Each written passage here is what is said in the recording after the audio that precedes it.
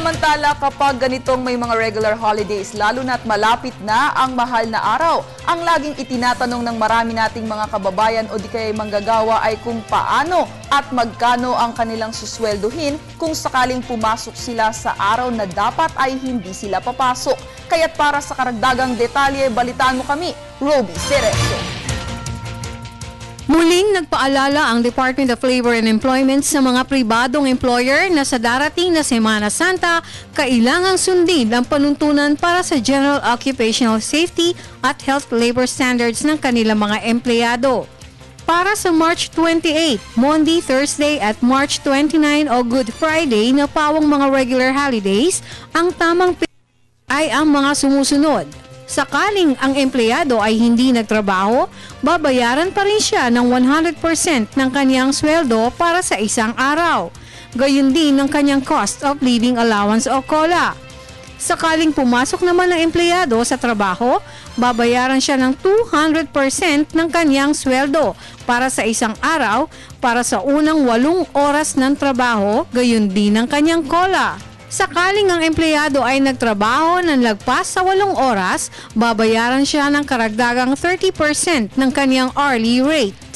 Kung ang empleyado ay nagtrabaho at nataon na ang mga araw na ito ay kanyang day off o rest day, tatanggap siya ng karagdagang 30% ng kanyang daily rate at 200% ng kanyang arawang sweldo.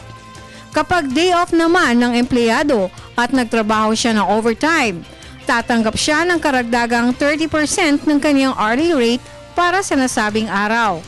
Para sa March 30, Black Saturday, special non-working day, paiiralin ang mga sumusunod na pay rules.